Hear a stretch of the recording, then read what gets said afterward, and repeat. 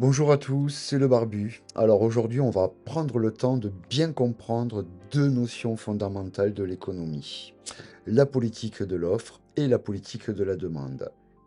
Ces deux approches structurent les grands débats économiques et politiques depuis des décennies et influencent directement notre vie quotidienne, nos emplois, nos salaires, notre pouvoir d'achat.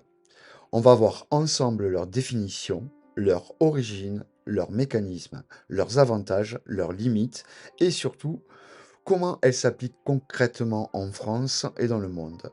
Toutes les sources sont dans la description comme d'habitude. Alors, pourquoi ce sujet est-il crucial? Parce que derrière chaque grande réforme économique, chaque plan de relance ou d'austérité, chaque débat sur les impôts ou la dépense publique, il y a un choix. Faut-il agir sur l'offre ou sur la demande?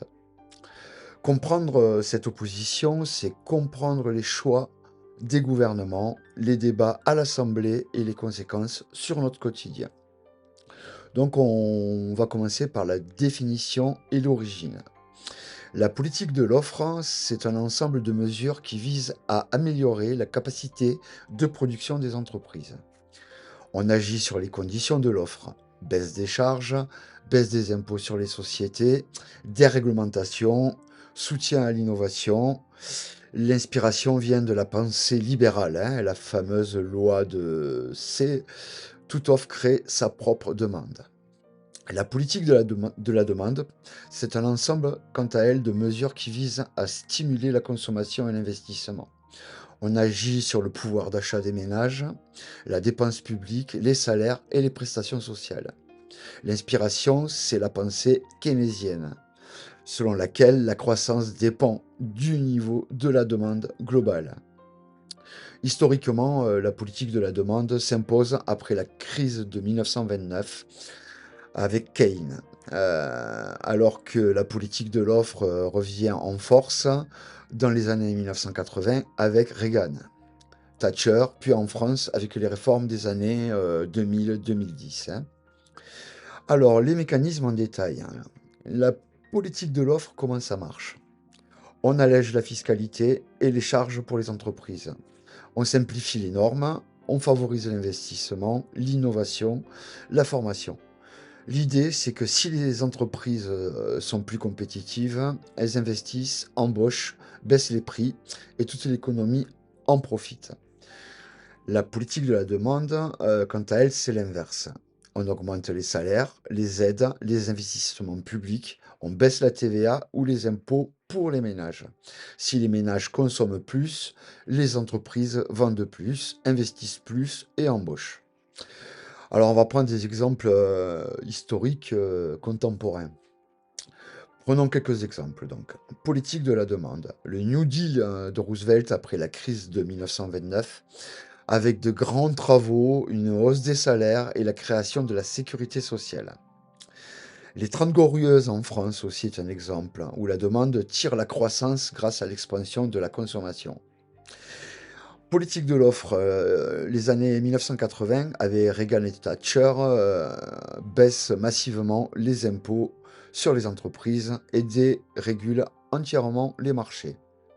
La main invisible du marché est donc là. En France, les années 2000-2020, il y a eu des crédits le crédit d'impôt pour la compétitivité, pardon, ce qu'on appelle le CICE, pardon, pacte de responsabilité, baisse de l'impôt sur les sociétés. Lors des crises récentes, hein, comme en 2008 ou en 2020, la France a souvent combiné les 2, hein, aide directe aux ménages et soutien massif aux entreprises, hein. Donc tout ça a des avantages et des limites, hein. On peut en parler, hein. La politique de l'offre, favorise l'investissement, l'innovation et la compétitivité à long terme, mais ces effets sont souvent lents et inégalement répartis, hein, parce qu'il y a pas de contrôle, hein. Elle peut aussi creuser des inégalités, si les gains ne sont pas redistribués. La politique de la demande, quant à elle, permet une relance, rapide de l'activité, hein, et une réduction du chômage à court terme. Mais elle comporte un risque d'inflation, hein, si l'offre ne suit pas, et peut creuser donc, le déficit commercial, hein.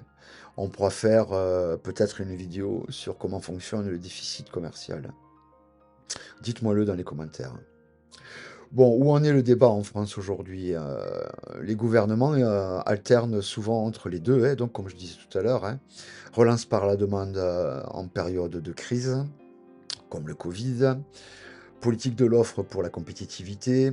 Les économistes, débattent sans cesse d'ailleurs, hein. Faut-il baisser les impôts ou augmenter les salaires? Faut-il investir dans l'innovation ou dans la consommation? Les syndicats et le patronat s'opposent souvent d'ailleurs, hein, sur la priorité à donner à l'un ou à l'autre, hein. Heu, les 2 politiques ne sont pas forcément opposées en fait, hein. Elles peuvent être complémentaires, hein. Par exemple, investir dans la formation, c'est de l'offre. Tout en augmentant les aides sociales, c'est de la demande. Selon la conjoncture, crise, inflation, chômage, le dosage, il faut le changer. C'est mon humble avis en fait, après dites-moi dans les commentaires ce que vous en pensez, pardon. Donc en conclusion, ce qu'il faut comprendre, c'est que la différence entre la politique de l'offre et de la demande, c'est comprendre les choix qui structurent notre économie et notre société tout entière. Aucune solution n'est magique en fait, hein. Tout dépend du contexte, des priorités et des objectifs, hein.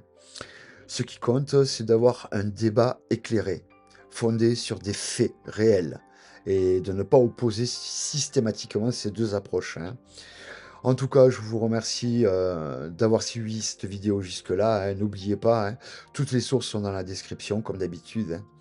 Alors partagez vos questions, vos expériences, vos exemples en commentaire, hein. Abonnez-vous, pour d'autres analyses sur les grands enjeux économiques et sociaux et je vous dis à bientôt. C'était le barbu.